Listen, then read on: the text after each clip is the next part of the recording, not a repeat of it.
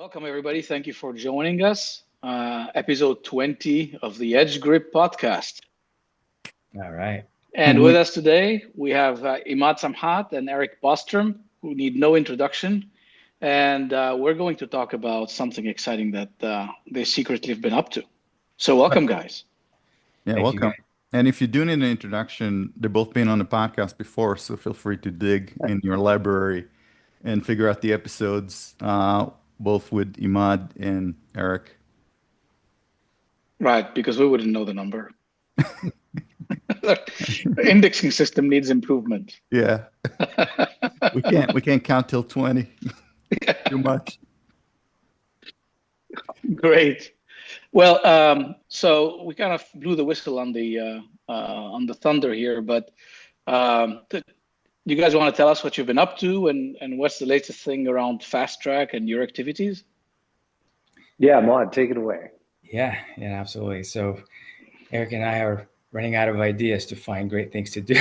So, and it's really like it was. We were talking about this for some time, and we've been meaning to help. As you can see, the Fast Track programs in general have always been about helping riders become better riders, become safer riders, become faster. Yet, most importantly, always focus on safety. And then we're thinking about, most of the issues that we've encountered, especially running at the track events. You would see physically demanding tracks like Fontana and others that are in that similar, need of a physical fitness. We've always noticed that, half of the crew that shows up to ride with us would start packing it in by 1 p.m. or 2 p.m. They've had enough. And I think a lot of it had to do with the fatigue and their ability to kind of concentrate and stay focused for the rest of the day. And then, of course, people like Eric and others, they could ride all day long and still go for a run after the event is done. So really that prompted the need to say, well, look, it doesn't matter how good you are, how good of a rider you are, and all the techniques, everything that needs to be done. However, if you're not fit enough, and when you do get tired, that's when you start making mistakes. And you're not able to execute. You know what needs to be done. You're just not able to do it. So I think, we just kept kind of like going around the topic for a little bit. But the most important thing, we kind of zoomed in on, look, we've got to get these riders to be fit so that they could ride their motorcycle and not get fatigued, not lose focus, not get injured. And even if they do get injured when they're fit, for the most part, they're going to recover faster. It's a win-win. They're going to get to enjoy riding the bike more. They're going to get to be able to kind of like last longer, make the most of their money that they spend on a track event.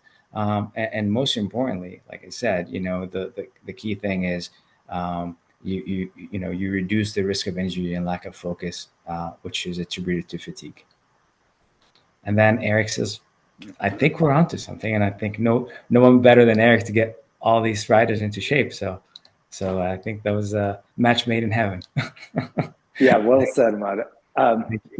Like taking it back, we had set up some programs with Fast Track riders at Fontana. Like, there was the university, there was the academy. Like, we're doing cool stuff, but we realized we had to get a little more granular. And out of that, we started doing some camps at my house on the little mini bikes. And then that's continued with Josh Hayes' camp. And the level really, that moved the needle. We needed to find things that moved the needle, because it was a little alarming to see riders going out on the track without a plan. It was like everyone thought to go faster, they just needed to try harder. And as we all know, like, trying harder doesn't necessarily mean you go faster. If you're really good, you can try harder and go faster, but that's for like the top 1%. For the most part, it's more making the bike do the work, and knowing what that means and how to apply it. So the cool thing about like doing the dirt camps and the university and the academy is it moved the needle for everyone. Even the people that didn't show up for those events got better at Fontana and Buttonwillow and the other venues, just because they were seeing better examples around them. So that's kind of where we're headed with this program. It's like, hey, we'd love you to be a part, but I think the bigger vision is like, none of us are spring chickens anymore, at least not in this podcast, right?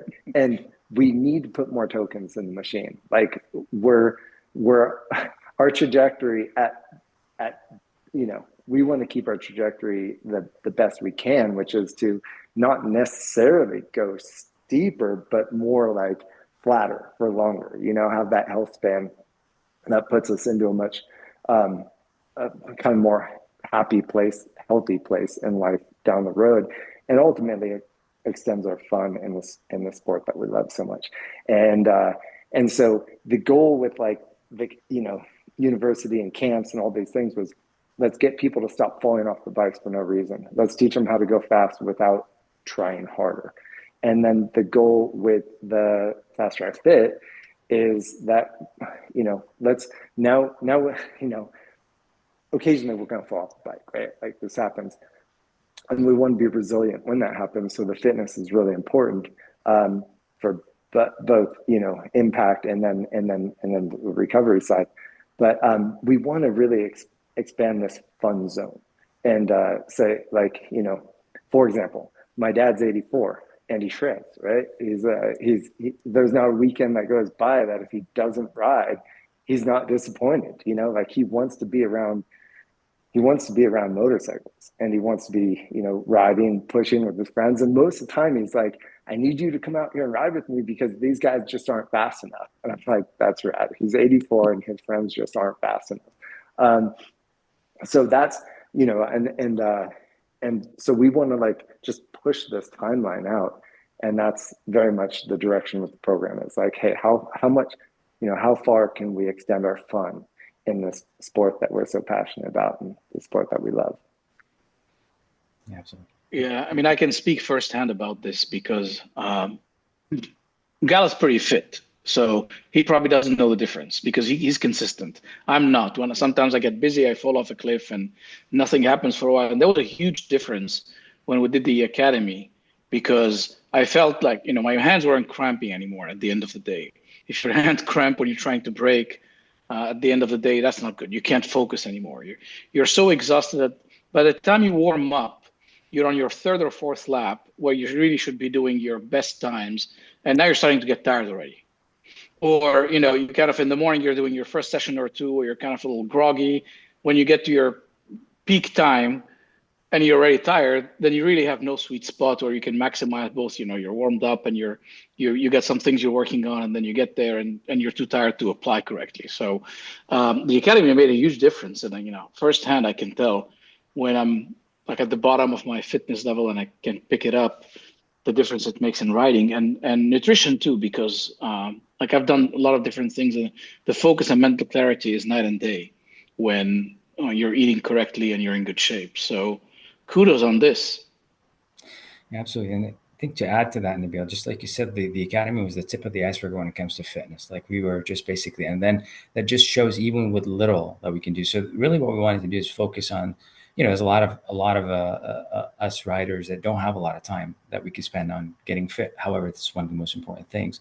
I think, so we tailor the program to make the things that actually do count and is going to get you there as quickly as possible. But most importantly, it's not just about fitness, but it's also about the quality and longevity, as Eric was alluding to earlier, is that, we found the recipe of, it's a combination of the nutrition, it's a combination of when you're doing your workouts, how you're doing your workouts, and what is the actual purpose for targeted workouts that you're going to do specifically to the task you have on hand. So and the motorcycle is very, it's unique in the sense that it's a lot different than cycling. It's a lot different than running. It's a lot different than swimming or these different forms of activity, because the motorcycle is more of a full body fitness than most exercises. And as we know, it takes a lot more force. It's not it's not like a continuous force like you might think of if you're running or pedaling, but the forces are much higher, which means that they fatigue you much faster, and that fatigue sets into the mind as well. And that's where we see, you know, which is what Imad alluded to, by 2 p.m., the track's a ghost town. We're like, this track's expensive, right? Like, and everyone's spent a lot of money to get here. We want them to have the most fun, that, you know, elongate the fun period. And if you're spent after you're saying, you know, let's say your hands are cramping after 4 laps, like, you're not going to have a good session. You know, now push that out into, you know, 2 p.m., you still have 3 sessions, let's say 3 sessions left. That's an hour of riding. How are we going to get people to enjoy that hour between 2 and 5 p.m.? And the answer is, like, you know, fitness. But if you try to cheat it and you go out there and ride when you're tired, we all know that ends up in the crash truck, right? Yeah, either no quality laps that you're going to run, it's not going to be fun laps, and at the same time, the alternative is also not a very favorable alternative, where somebody ends up you know, losing focus and crashing, etc. I mean, that if you notice, most of the events, and especially from experience I speak, is that most of the incidents we've seen are as a result of fatigue and a lack of focus. So I think if we just take that out of the equation, I mean, you're still going to make mistakes, but if you're fit, like you said earlier, Eric, if you're fit, chances are hopefully you're going to get injured a lot less. And then if you're fit, even if you do get injured, hopefully less, as I mentioned, you're still also going to recover faster. So it's a win-win across multiple venues, across multiple avenues, if you will. And that's kind of like the whole premise of this program. I mean, you know, it's as I say it to others, is this is allowing your partners and people that are opposing you riding motorcycles at a later age to use motorcycles as an excuse for getting fit. I love that. I love that. For me, it's because how many of us they keep saying, well, you know, you're you know, you're over 50 and you're still riding, you're over 60 and you're still riding, like your dad's at 84, you're still riding, you know. And then it's like, no, I'm riding because I want to get fit, you know, and it's actually helping me have a better quality of life. And that's really what we're after, is we want to have a good excuse for riding. Yeah, and we all know, of course, if you want to be fit while you're riding, you need more than one motorcycle, so you always need another one. Yeah, because you got to push them. The heavier, the better sometimes. Right, body position is going to be a little different. Yeah.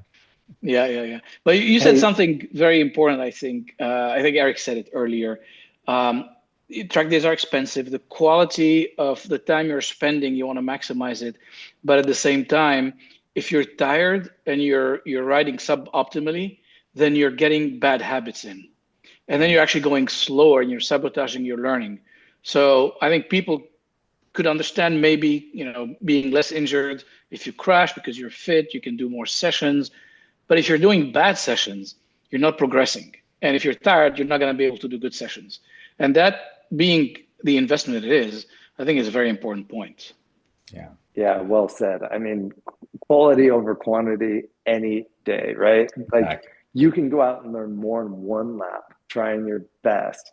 If you're, you know, let's say towards the tip of the spear, but then you know, all day just burning fuel, burning tires, changing tires, working on your bike, like all this stuff that goes into doing a zillion laps. And at the end of the day, you haven't learned shit. You're just like, you're just spent, right?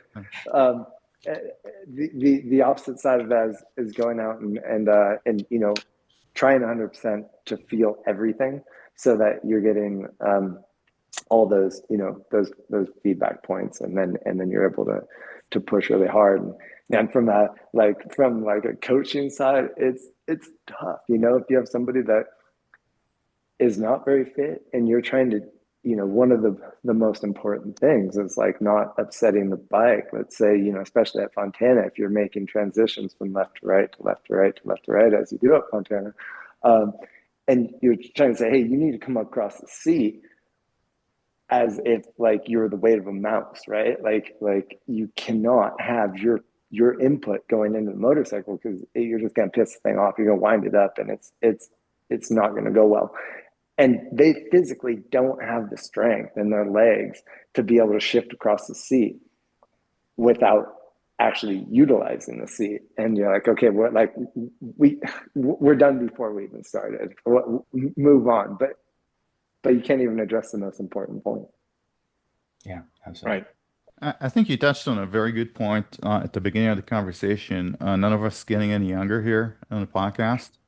And I think as someone like myself that's been in jiu-jitsu for I think 21 years, the key to any regimen is consistency and longevity.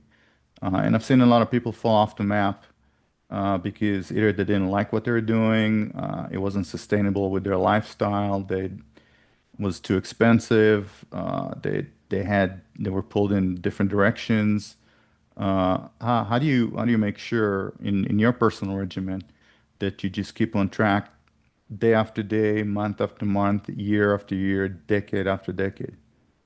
Yeah, that's a great question, Guy. And I want to joke and say it's because you beat them up too bad and they're afraid to come back to the dojo. um, it really, the only answer for that is that, we need to be motivated, like, for our personal goals. And those goals look different for all of us. The way that we get to those goals is through excitement. And excitement is, having some kind of carrot. It might be a challenge of sorts. And, hopefully we're going to stimulate that challenge and bring the challenge to you to show progress, to kind of like spawn the necessity to do something that is, competitive and against, the group, against your peers, to bring you up. But as we know, like humans, you can, like, that motivation has to come from within too. As a father, I can only do so much to get my daughter going in the beginning of the day. Some of it just has to come from her. And so, of course, there's things I can do to stimulate that, right? And get these little carrots out there. And that is speaking to things that she likes. So in that case, like, I think, these machines are driven by a competitive nature that we have as motorcyclists. And so we're going to have to, stimulate that drive with the competitive nature that we tend to have as motorcyclists. And I think that's through, different competitions and different groups within the platform to say, like, hey, like, I did more than you today, and that's some of the best feelings I can have. I mean, I love competing against people, and it's great that 5 years ago, Imad wasn't riding the bicycle as an avid cyclist or anything like that.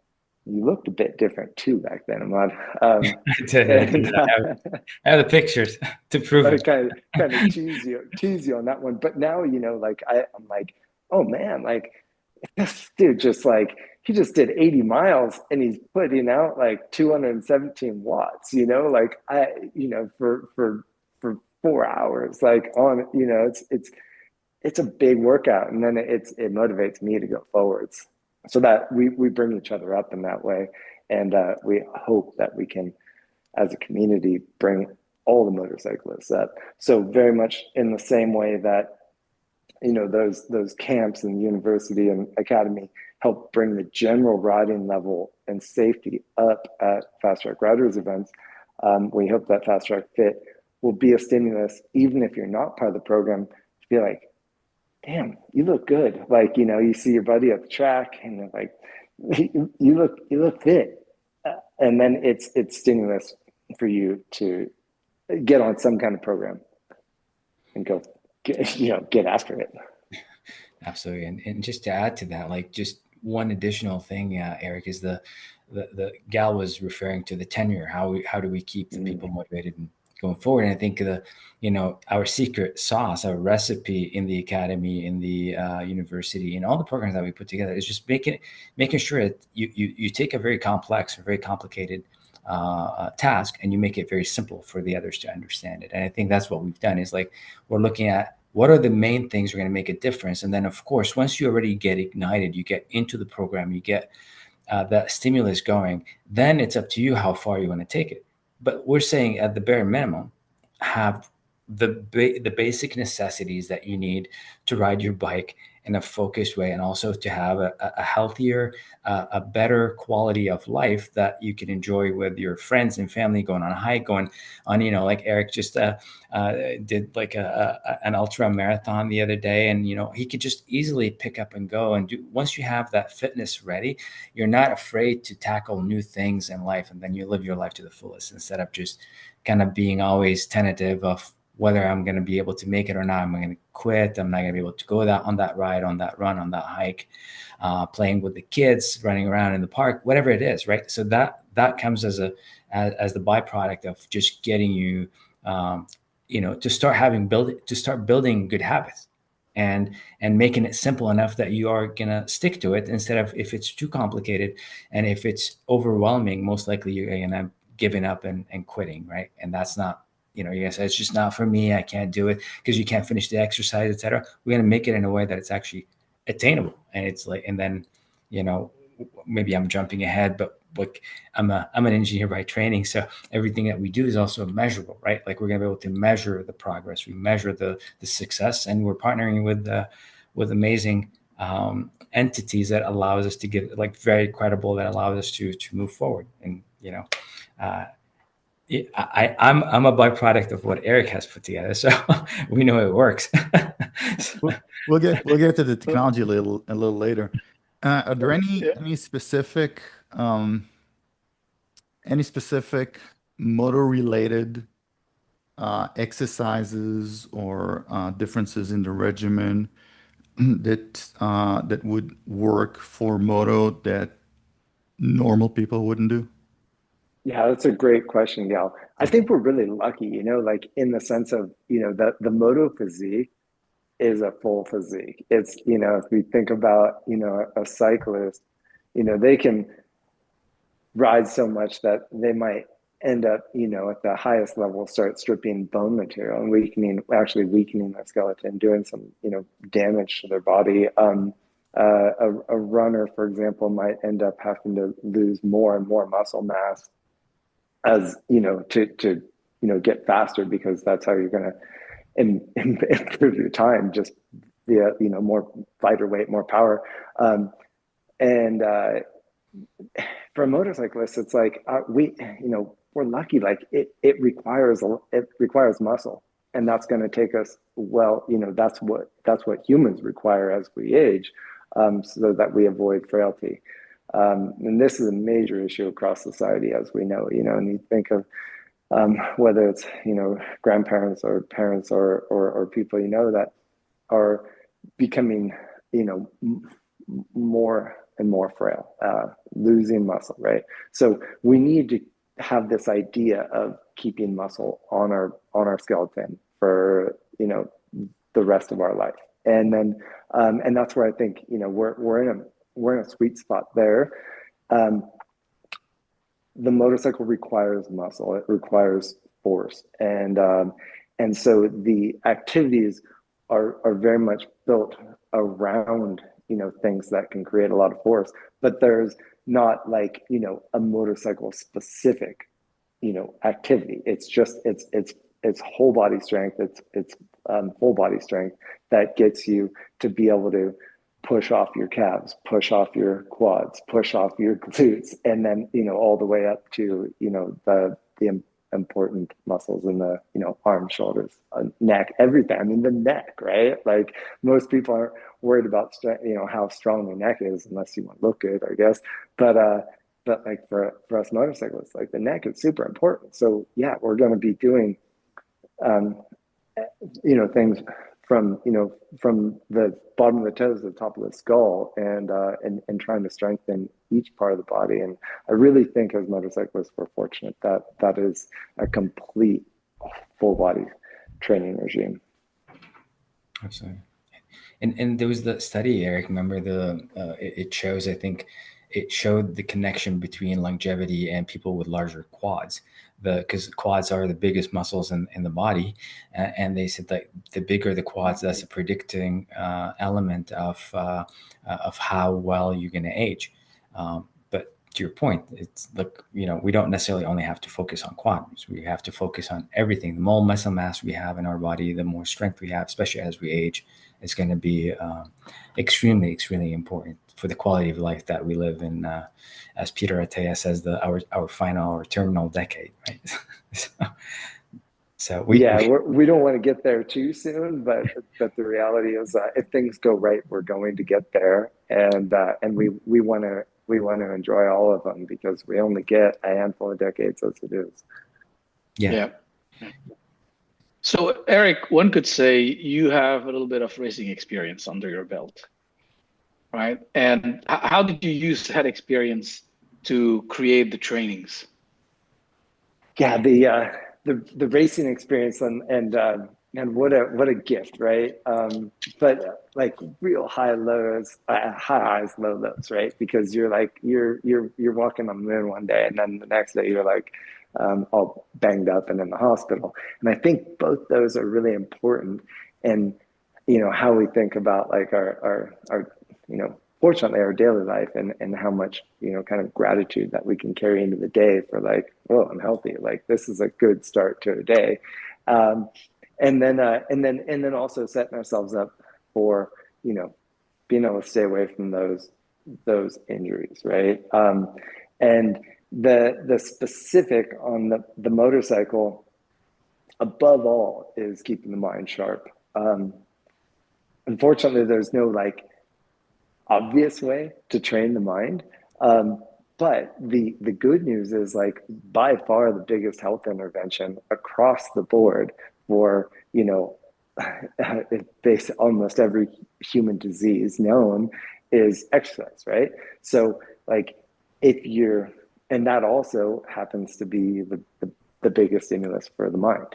So, and that goes from, like an endorphin level and an adrenaline level or epinephrine level to into the just the confidence level of, like, mental fortitude. So as we've all experienced on the racetrack, you're out there, you turn around, maybe it's 100 degrees, and you're trying hard, but things aren't going quite right. The tires are going off a bit. And the suspension might even be fading a little bit. You're starting to feel things sort of like melt down around you. And the mind is a fickle thing, it melts too. And the next thing, you're like laying in the gravel trap and you're like, I just missed it, like, what did I miss? And it's that, it's losing that razor sharp mind. So everything should be and is focused around that, but it's not like you're playing video games or doing some, I guess I'm thinking of like Lawnmower Man, like some sort of, specific training for the brain. It just happens that as we put in efforts, whether it's, putting up that kettlebell or, let's say trying to improve your PR for, a 2 mile, sprint. Sprint might be an exaggeration. I can't sprint for 2 miles. Let's say a 2 mile hard effort on your feet. All of that is the things that stimulate your brain and keep you from melting on the bike when everything else is melting down around you. So that is the biggest part I can take from racing and doing long races. 100K superbike race. You're 35 minutes into the race. Again, like, things are fading around you, and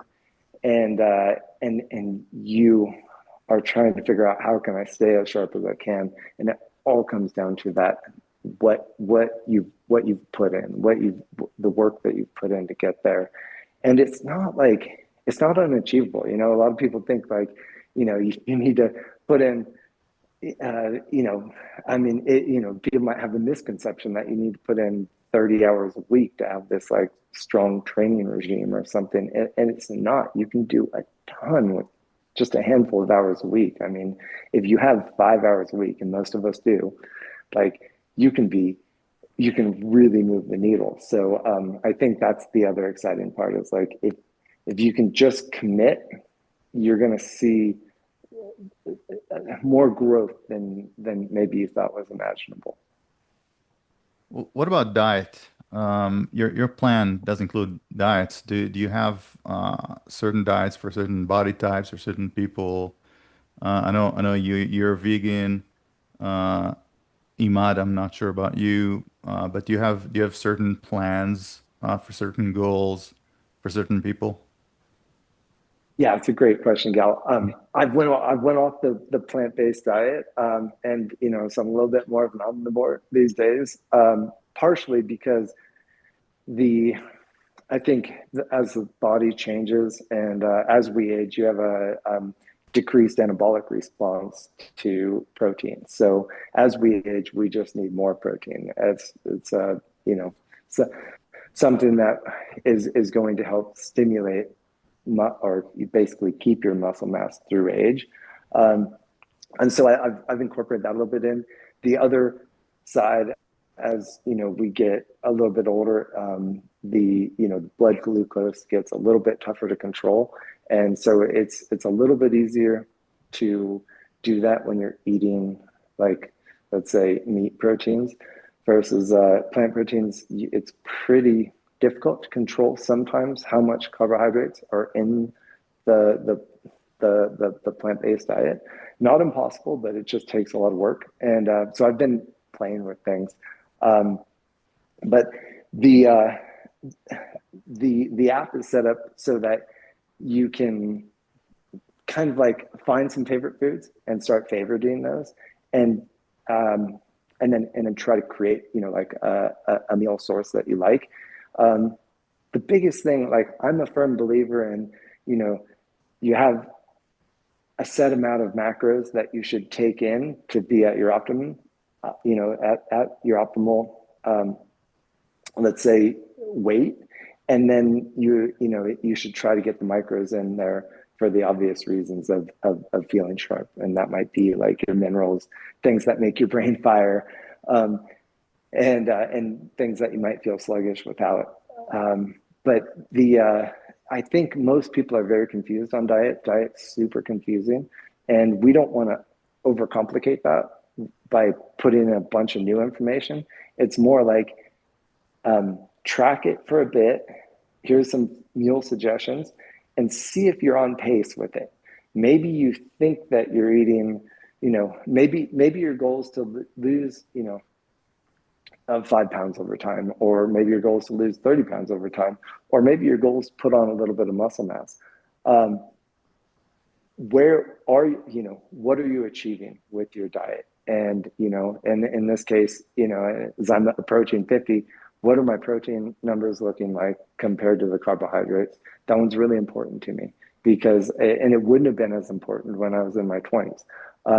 So it's much more catered towards like doing something that's achievable, because diets are very, very hard to stay regimented to. As we know, it's the number one fad to drop off of is a diet. So we don't want to like intervene too hard. It's more of a guide.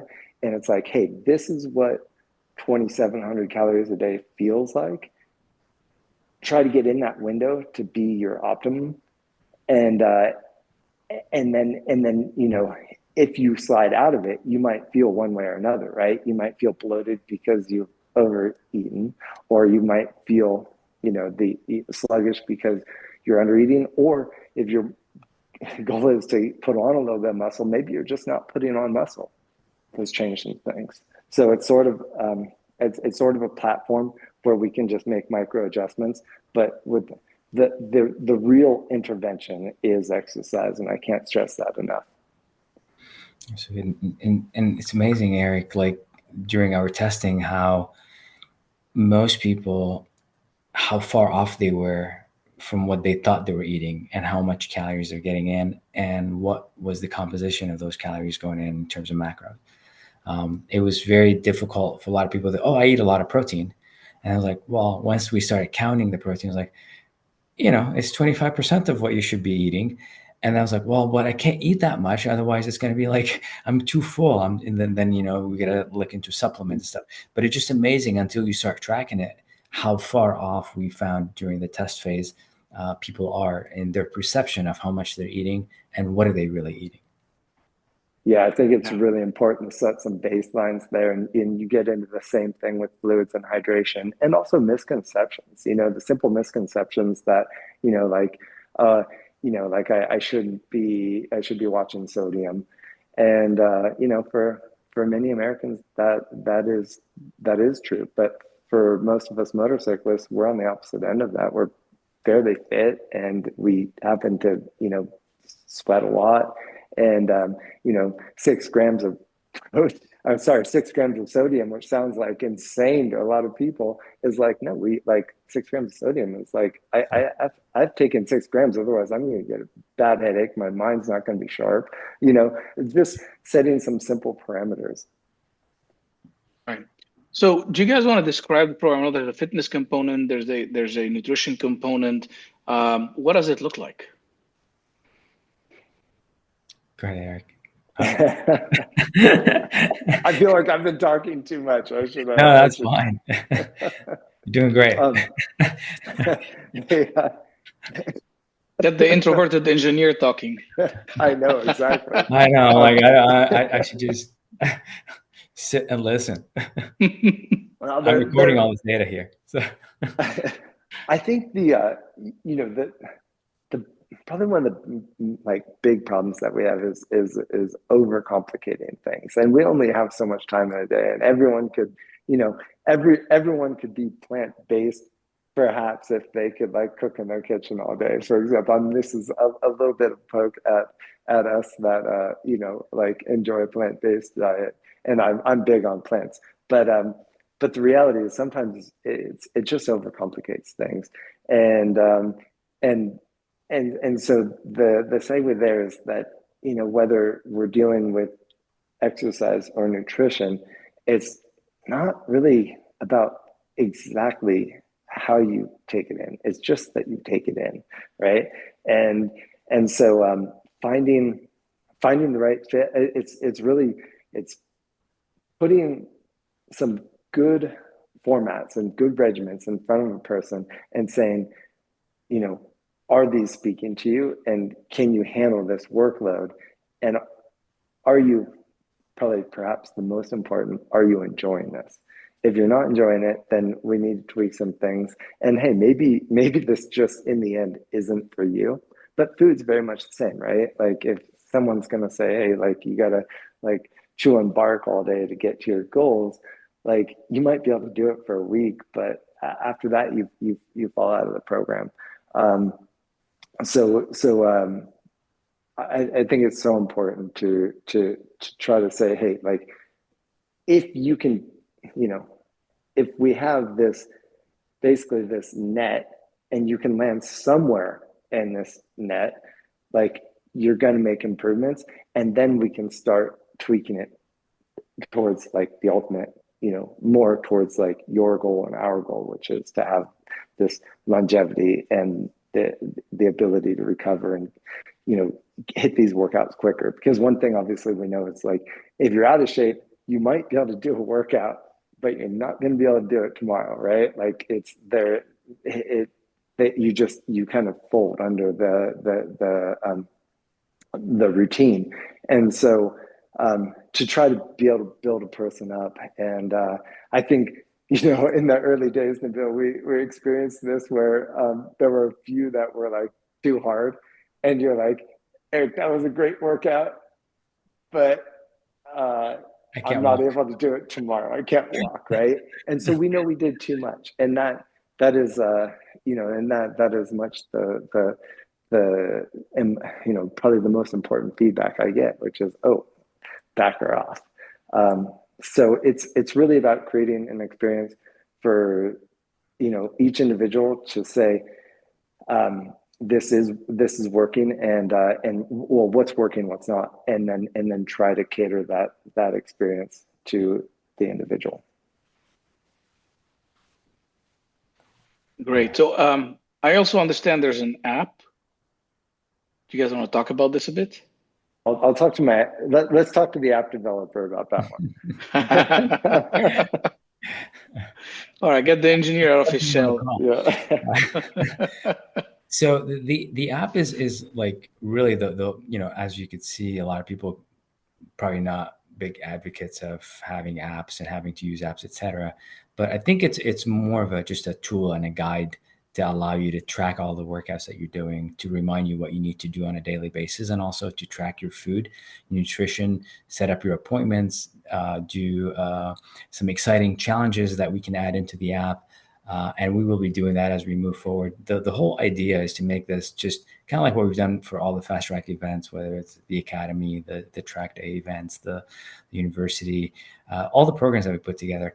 We also want to have that edge of competition in between, so that it kind of like pushes us to the next level. So the app allows us to do that as well. Allows us to have events, allows us to have live workouts from time to time. Depends on the program that you signed up for. Will be like one-on-one training with Eric, some events that we do for cycling, hiking, running, etc., or maybe even traveling to Europe. But we're not going to take you with us to Europe and put you on this like really difficult, challenging ride 8 hours a day if you're not fit. So maybe that would be the carrot that we're showing, that, you know, in order for people to qualify to go on these trips, they need to have also shown that their fitness level is there, because otherwise it'd be torturous instead of like super fun. So that's kind of the gist. The app is just, we want you to look at it. We want the app to be as seamless as possible. We don't want people to think about the app that they're using the app. So it's not like the app is just more the guide. And then the platform we're using is very powerful, allows you to run through the workouts and also do all the communications and everything, and the challenges and what's coming on, and just kind of keeping you on track. You could take pictures of yourself before and after. We ask you to take your measurements, your pictures, etc. So, for those who actually like to see progression, it's absolutely perfect. For those who don't like to use the apps a lot, they could use the bare minimum, but it will still guide them through. Yeah, and the app is the interface, right? And from my side, it's like my whole life, like I've loved pushing myself and love the competition angle, and that competition is inward oftentimes. Like, this hill kicked my ass last time. Like, how am I going to fare on this go around? And with that, it's kind of interesting, because if I stick to a single sport, whether it's maybe cycling or running or some kind of like cardio, or even stick to a single zone, like I'm going to stick in zone 2 and try to expand my engine, and basically stay in the aerobic zone. Like all of these things, I can do pretty well on my own, because I have this base behind me. But it breaks down when I'm like, let's say here in the garage, and I'm like, okay, I'm going to do a workout. It's like raining outside or something. And I'm like, okay, what's next? Because I've done like, I've done some pecs, and I've done some shoulders, but it's like I lose motivation just off thinking about what I have to do next. Because when you're working out hard, you want to have a guide. You want to be led through this process of like, okay, I'm just going to do this. I'm going to follow the guide. I'm going to finish these workouts, and I'm going to feel great after I do. But I don't want to think during that time, because I'm putting all of my energy into putting up the weight. And that is where the interface, I think that, on the app itself is really really working well for us, is being that guide in the moment during the times that are, during the efforts that are hard. And those are going to be also in those efforts, let's say the cardio efforts where you're doing zone 4, zone 5, especially zone 5, and let's say taking you through an interval process where everything in your body is saying you need to stop, and that's when you go. That's when you need to keep going, because that's where the biggest gains come, especially in terms of VO2, but also in some of that mental fortitude. You have that timer to say, okay, I just need to get 10 more seconds out of my body, and then I can actually stop, and then you finish the workout and you feel like, shit, that was hard, but I feel really good, because like every time I wanted to quit, I stuck with it. And that's what also is like, let's say, 40 minutes into a superbike race and people, lap times are dropping and people are starting to slow down, and you can take advantage of it and improve your position or stay on the motorcycle, because it's those little glitches that, you catch yourself in a gravel trap 40 minutes into a race. Do you need any special equipment when you get the app? I mean, do you need to buy a bike? Do you need to buy dumbbells, kettlebells? What should people expect? Yeah, great question, Gal. Really, it's pretty simple. The goal is to get some adjustable weight dumbbells. Tend to be between $200 and $300 for a set of those. That's probably like the big ticket item. From that, it's a yoga mat. There's $20 to $40 depending on your taste. Then some elastic bands are always nice, like workout bands, $20. So and then good pair of trainers, right? Like so just staying in some shoes that you like. If you have a bike, let's say you're a cyclist and you want to do all your cardio on a bicycle, great. If you're like doing your cardio, let's say on a set of stairs by your house, you can do that. I think we're not rigid in how we do cardio. It's just that you're doing it. Maybe you're a swimmer, maybe it's a trail runner, whatever that is. I think the program, we need to cater the program to the athlete and find their liking. So yeah, it's all in. I think it's less than $400, and I think that is like, we all deserve to spend that on ourselves.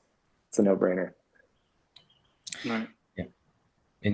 And really what you expect when you sign up is you get the information via questionnaire, so we understand more about your goals. What are you looking for? What do you want to get accomplished?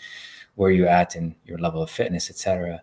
And then you get assigned to the coach, Eric Bostrom, and then and then he'll be able to kind of assign the program that you need to follow based on what you've inputted into that. And then, like he said, even with the the dumbbells, you may already have just a specific size dumbbells, whether it's 25 pounds or 20 pounds that you're using on a regular basis. So maybe you could just push the adjustable dumbbells for a little bit further down the road if you need to. But the most important thing is that you get assigned, you get the program, you get to see, and then you start tracking from that point forward. And then all the communication with us happens through the app, and it's a really pretty slick app. Can't wait to share it to you. And how easy is it or hard to follow if you have a busy schedule? Like a lot of people work, travel, so on and so forth. Yeah, it's another great question. With a yoga mat, let's say, for example, just because I don't love the idea of being on a hotel floor, I think you could get through.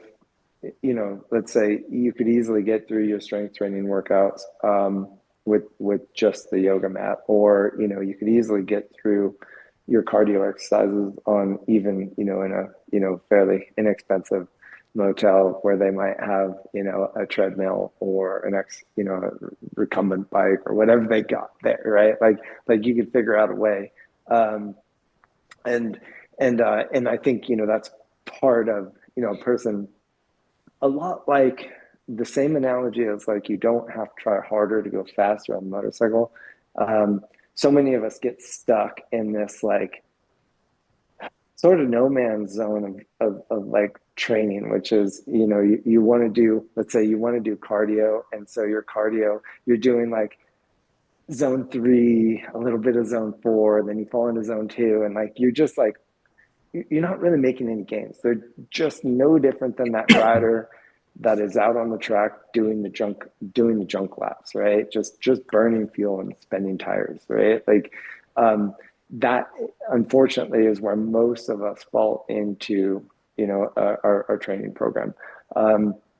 And so it's just taking an adjustment and saying, hey, you're traveling. Let's say you're traveling to the Midwest for the week, and we're just going to focus on zone 2 here. Like, we're never going to, because we don't want to impact your immune system and or make you tired for the meetings that you have. Like, we're going to do these. Like, you in theory kind of have time because you're stuck in a weird place far away. Sorry for any of you in the Midwest, I didn't mean weird, but like you're away from home, probably away from family, whatever. So you have a couple hours. We're gonna put you into a zone 2 workout that you can really, which is just putting money in the bank, so that when you get home you have this bigger engine, more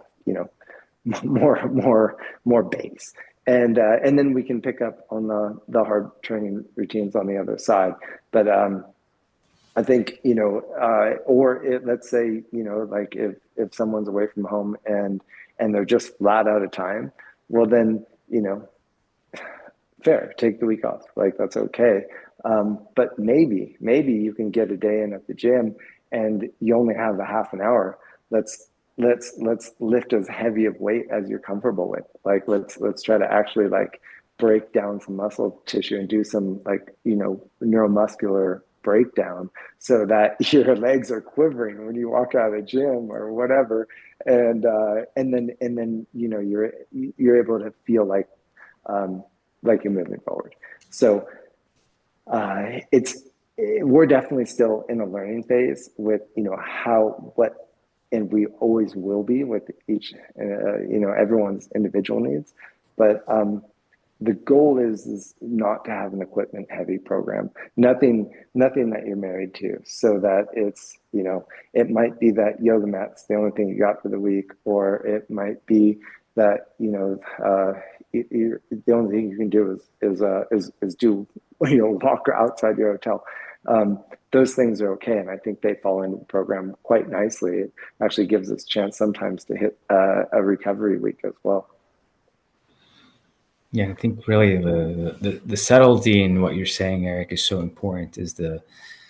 It's just like what we've caught. We saw a lot of the riders kind of like not riding smart, but then they're trying really hard. It's the same thing. There's a big difference between building and incurring fatigue, and I think that's what the quality over quantity. So I think as long as you're following the program, you're in communications with the coach, you're understanding what you're trying to get accomplished. I think that's really what it's going to be the biggest differentiator. It's like, we don't want you to just skip from zone 2 to 3 to 4 and back and etc., and just incurring fatigue and accumulating fatigue, instead of like, look, if you stay at this zone, we're asking you to step it back and stay in zone 2 for a longer period of time, and you may feel more fresh by the time that you finish the workout than when you started the workout. But then the aerobic effects of that, of how we're building that motor, how we're building your aerobic engine, that's what's going to help you the most. And then, there are other days where you're going to go all out and you're going to be, trying to hit your VO2 max and hit the other zones. But those are different days, and that's a different, because at the end of the day, it's all like the foundation, the base. It's of the pyramid has always been the aerobic base. So we really got to build that big base. Yeah, that's it. And like, I think most of us really do kind of get so much endorphin release from the activities that we do. And no bigger one than riding a motorcycle or at a racetrack. Yeah. But like, those endorphins are the things that we sort of just glom onto and go, how do I get that back? Like, man, that zone 5, like that VO2 max workout hurt me, but it's weird, I want to do it again. Yes. And so these things all fit into like the idea of macro cycle and mesocycles in between, and Nabil, to your point, like how you adjust those things so that maybe you're traveling, or maybe it's a holiday week or whatever, you kind of design every cycle should in theory have a deload phase, where you come out of doing hard work and give your body a chance. It's basically a recovery phase so that you can start stepping up the work again, because the training cycle is very much like where you're trying to hit these different plateaus, and each one might have like you can visualize a dip after each plateau that you're trying to just steadily increase the plateaus. And what's really important, Eric, to say that on the app, if you have an assigned workout for the day today and you're traveling today, or you can't do the workout because you have a meeting or whatever, it's so easy to drag and drop it into a different day. So like you move it from today to tomorrow or the next week or whatever that you want to do. And usually what ends up happening, you don't end up losing these workouts. You just change the timing based on what you see best fit based on your busy schedule. Yeah, I think we really want to empower the user to be able to adjust their schedule. I mean, obviously from like the, coaching side, we can do that too, but it's nice to be able to move your own calendar around too, so that workout fits your schedule. And maybe it's just a bad day to do intervals, right? So move that one around, take maybe a easier day where you do some Pilates or core or something, and then shift to intervals in let's say 2 days from now when maybe you're feeling up for it. I think it's motivated. extremely important, because I see a lot of fitness influencers, quote unquote, selling their fitness program on YouTube and online, and it's always the same one cookie cutter. Everything should fit everyone. They just write it one time and then resell it to a million people. And I think it's important to understand that this is a customized program and you have a personal coach. It's not a one and done where you pay a fitness influencer and it gives you the exact same program that it gives everybody else that buys it. It's something that is especially for you. Absolutely. We're all different. We're built different. We adapt differently. We eat different. We spend energy differently, and we sweat differently. And therefore the need of salt, as Eric was talking about earlier, is different for each and every one of us, right? So I think that's the key thing is, having a coach that's constantly being able to guide you through that process and readjusting if you're not seeing the results that you're expecting. That's definitely a key differentiator. And then the biggest thing is, we know we know what it takes. For instance, for riding motorcycles, no one knows more than Eric the physical need for riding a motorcycle. So if somebody's not able to slide across the seat, we know where that weakness is, and we're going to focus on that side, right? If somebody's not able to hit the brakes really hard and stop the bike, we know where that weakness is, and then it's a specific exercise that's going to help that person be able to guide it to that level. So I think that's really the key thing is, just like what we did in the academy programs in the past, it was very customizable. It was very specifically, every one of the pros rode differently, yet they were all fast and super fast. And then the key thing is we were only trying to find out what works for that specific individual. And this is no different here. So. Great. So there's a fair amount of customization and individualization. But you also explained to me at some point when we were prepping Imad, there's also different tiers or levels of membership. Yeah, there's 3 different tiers. We have the ignition, and that's basically we're just gonna ignite your ability to kind of like get you started and motivated. And so there's and then that is, for the most part, you're always going to get the highest quality of whatever, no matter which program that you get. It's the one that you need more attention, and you require more engagement, level of engagement with the coach. That's how the tiers are structured, So then you have the next level is the performance, which is the mid-tier level.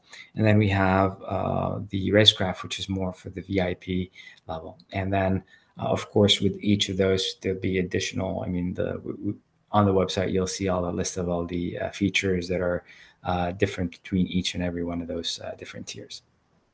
Yeah, exactly. If we look across all of them, they all hinge off of the app platform. So there's that is the similarity, and that gives you that workout with the coach, and then the nutrition and being a part of the challenges, these things to kind of get you involved in the program, to keep you motivated. As you move up through the tiers, there's more time built in with the coach. There's more time built in with individual adjustments that you can make. And then at the highest level, it's very much looking at a wider range of parameters, and that that goes from blood work to VO2 max tests, kind of like across the board, trying to get a whole body fitness and a health span that is I guess with more information you can just do more. So that's kind of takes you through the 3 tiers and how they are similar in the way that you interface, and then ultimately different in the way that it is executed. In some of the tiers, like the racecraft tiers, you'll get to join us on ad hoc, bicycle rides or runs or trails or hikes or adventures that we do as well. So that's part of the tier structure.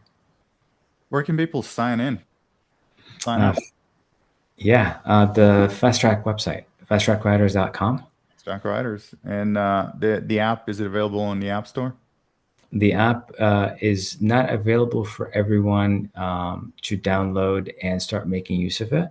The app is only once you sign up for the membership and the subscription, it automatically, you receive an email where to download the app, which is in the App Store. But if you did download it in the App Store, you cannot access anything, basically. So you receive the email that allows you to download the app and also gives you a temporary password. And then you log in and you start entering your information that we need. And then in order to help you and kind of customize the program for you. And then you can change your password, etc. And then that's how you just get started. So it's not one of those standalone apps that you download the app and you pay for the app, or you pay a monthly subscription through the app. It's all done through the website. So iPhone and Android? Both, correct, yes. Okay. All right, I got to add some color here.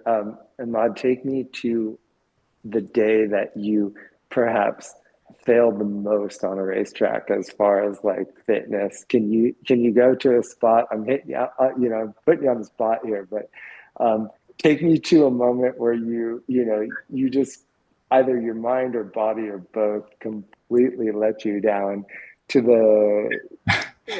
That's every time. I know that's not true. Daily. You got a big motor. That's no, I think because especially like when we used to run 3 days back to back at Auto Club Speedway, for instance, and I'm usually like, almost like first guy in, last guy out. That mental fatigue, like it comes Sunday afternoon, and I'm definitely have very little motivation to get on the bike and ride, and that is really a bad feeling, because like I really want to ride forever if I can and just keep riding. I just don't want to have any limiter, and that that fatigue, that tiredness is, how many of us always talk to ourselves like, if I go out right now, it's probably not a good idea. I should probably call it off right now. And then once you start having that doubt and that thought, like then most of us end up quitting that at that part, saying, okay, yeah, it's not worth it. Like it's kind of like when you think about tires. If I think about, should I change my tire? I just go ahead and change it. Like I don't want to have that thought in my head. You know what I mean? So it's the same thing. I think like, that would be the limiter, Eric. Like, it happened many, many times where, because especially on a 3-day weekend, we'd be there on a Thursday, setting up for Friday, Saturday, Sunday. So come Sunday, and of course we go out and have long dinners and going out, you're staying up really late, waking up really early. You're exhausted. Like you want to ride, but your body's saying, I can't. Like there are some times where I actually almost have to lift my leg to throw it over the motorcycle. Like, I'm so tired, and that's a bad feeling. I'm like, you shouldn't be riding. Yes. And I agree. And then that's usually when I start calling it off. But on a high note, with you leading me into cycling, fitness, and everything that you've done, Eric, for me personally, that has become less and less and less over time. And I could tell you, like, the recent events I was attending to, I could ride literally for 40 minutes out of the hour and take a 20-minute break and run all day, and then still feel good to go for a run in the evening or go for a bicycle ride in the evening. So I think that's the difference. Like, it's a huge difference for me, at least. So Yeah. Last time I saw you in Vegas, it was the end of the day. There was nobody on track, and you were walking around the pits looking for more gas. Let's go. Yeah, I asked you that question specifically because I've seen such a big change in the, past half decade where, like I remember the exhausted Imad, and now I see the kid version, which is like it's incredible that 5 years later it's like you're 20 years younger, and it's so great to see. I gotta share a story. I had kind of got out of the racing. I retired and then came back to the Cycle World project where we're kind of like on a privateer, GSXR 1000. And that was the white one, right? The white bike. Yeah, I remember exactly, that. Yeah. And so the my fitness just wasn't there, and I wasn't used to not racing at full fitness. We were at Barber. It was the last race of the year, and it was like the two race format. So we'd already got one in, and I wasn't real pleased with the results, but let's say we're somewhere in the top 6, and then on the second race, had a pretty good race going, but didn't quite have the speed for the podium. So it's kind of like in 4th and steadily going downhill to the point where after, like, as the race was winding down, like, I was having trouble holding myself from like falling into the windscreen, right? Like, I was just like collapsing on the bike because Barber is a physical track. There's, it's hard to pull a tear off at times on a super bike. And it's probably like 100 degrees and 90% humidity, super hot. And so here I am, just like falling all over the place on the bike, not literally, but like on myself. I can't get out of my own way. Ended up like the crap part of the story is I ended up in the hospital because I think because my speed slowed down, the rider behind me tried to kind of like make a dive bomb attack pass 2 turns from the finish, even though he wasn't near close enough to do it, and ended up crashing into me seconds before he ever got to me, and then it put me in the hospital. Point is, had I been just a little bit more fit, I would have never even been back there. I mean, and I'm not saying that I would. I think my brother got 3rd and I was in 4th, but like, I don't think I could have beat Ben to the podium, but I wouldn't have been in the clutches of the rider behind me that ended up wrecking my day. So that was I'll never forget that race because it just burns to think that my fitness let me down.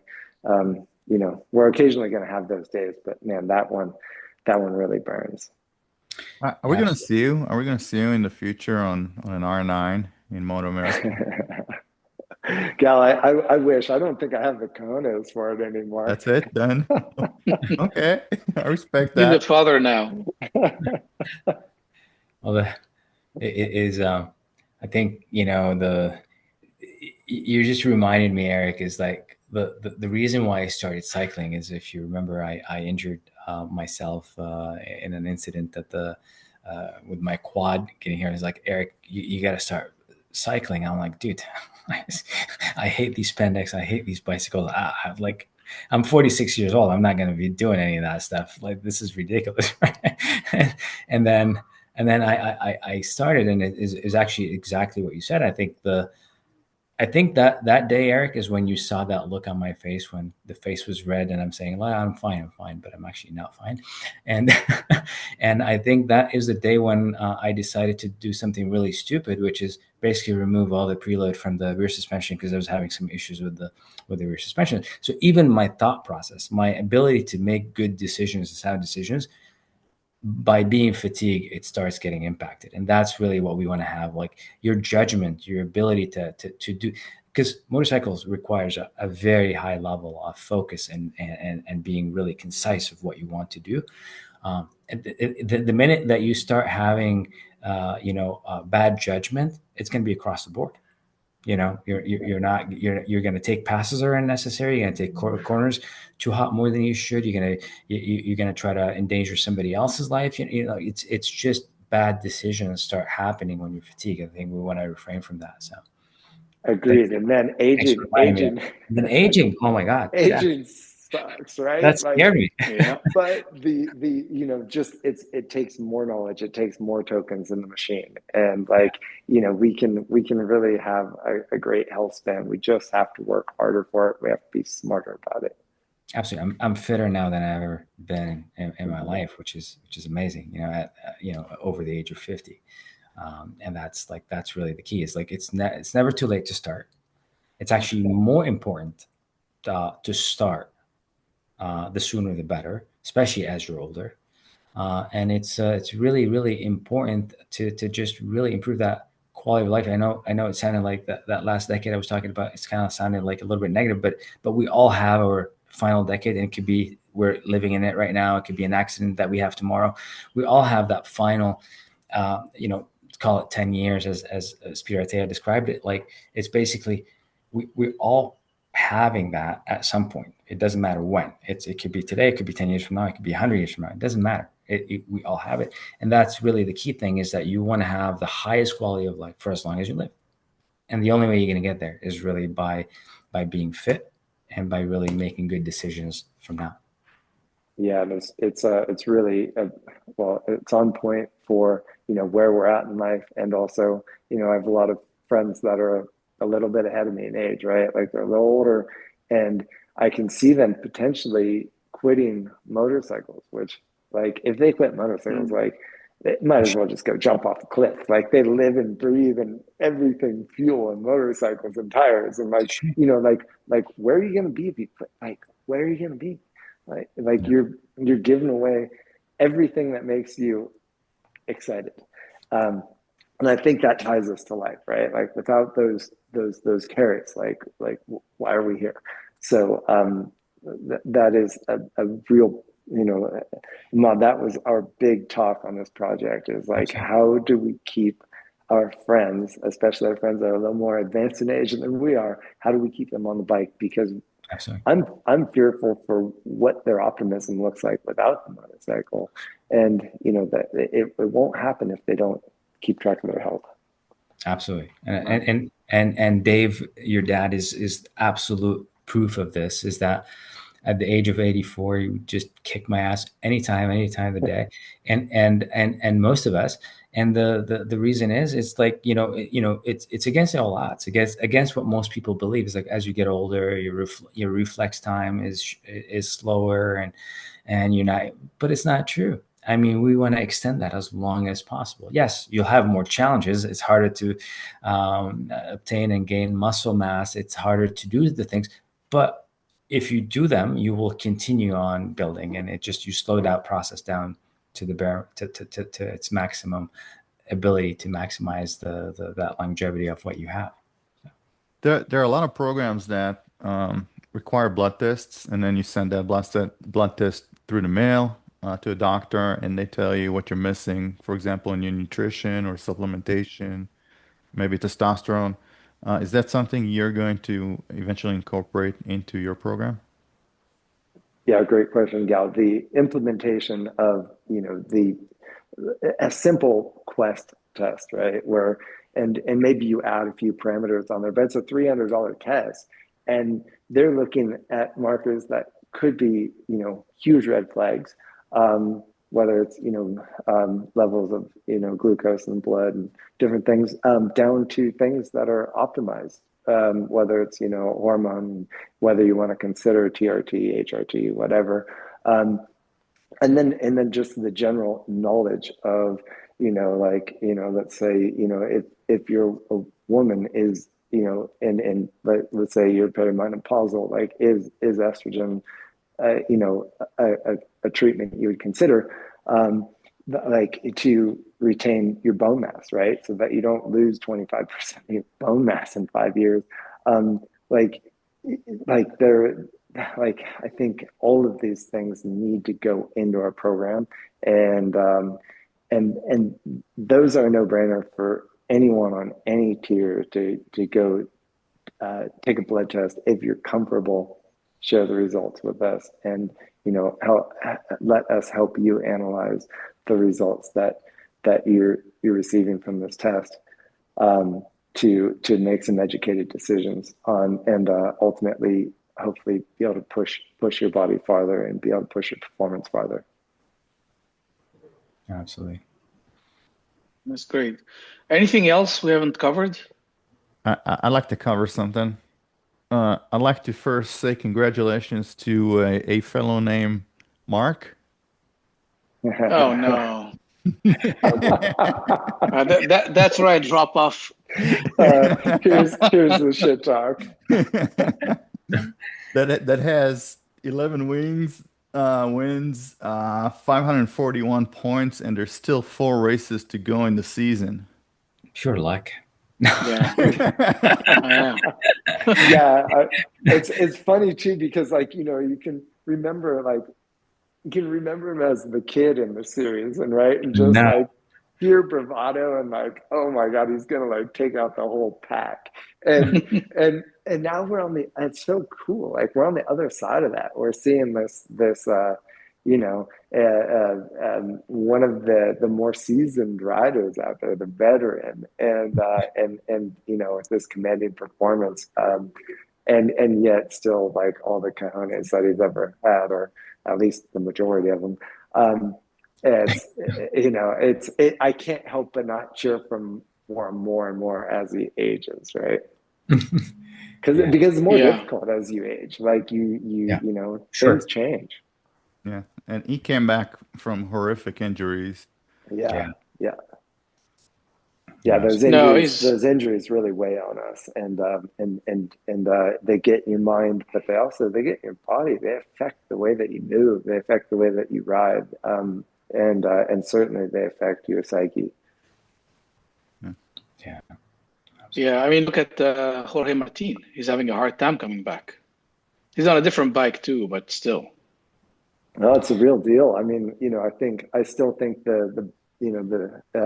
it's hard to fault Valentino Rossi's career, but I think the biggest thing that Valley did, the biggest mistake I saw him make in his career, was coming back too soon after he broke his femur at Mugello. Getting back on a super bike 3 weeks later, I thought it was a really bad idea at the time. And I think, you just kind of feel like the egg above the asphalt that's ready to fall and splat, right? You don't feel like you have this armor around you. All of a sudden you're whoa, I'm mortal. And it's real. Yeah, I agree. I think his riding after was never the same. He was never all the way to the edge after that. Yeah, sadly. But I mean, and it could be other things, but that was my impression of a rider shouldn't come back too soon. They need to feel like they can take a hit, and that's back to Fast Track Fit. And we need to feel strong when we're on the bike, and we need to feel like we can fall off the thing if we do, because there's a good chance it's going to happen, right? And not be worried about it, not have any anxiety. I'll just ride the bike and soak the saddle, and I'm gonna hit the asphalt. And I don't really care if I do. I mean, I hope I don't damage the bike too bad, but my body will be fine because I'm strong. Yeah, exactly.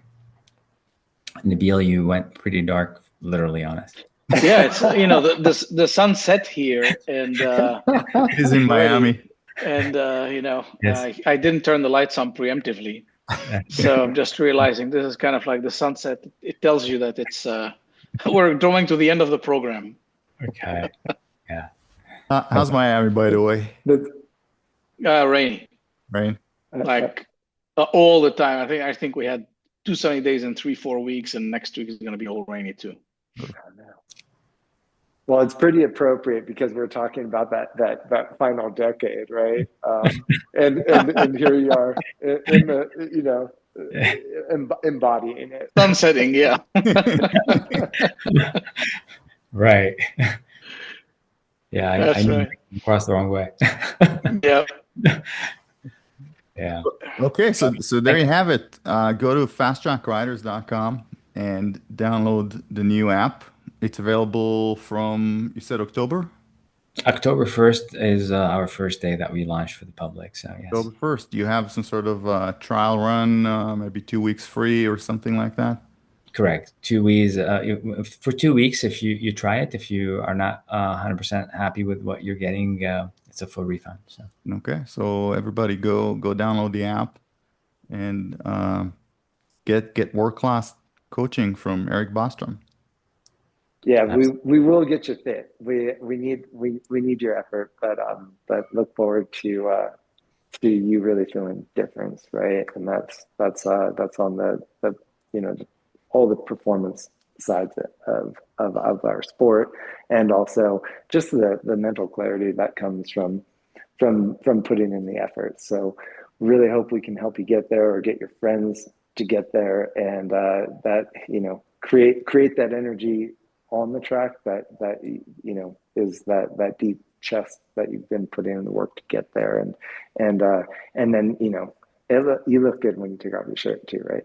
yeah. Yes. I want to personally say thank you to Eric for really having a direct impact on my life in general. And that's he allowed me to do experiences that I have never even thought I was possible for me. And I think, for me, starting, if it works on me, it can work on anybody.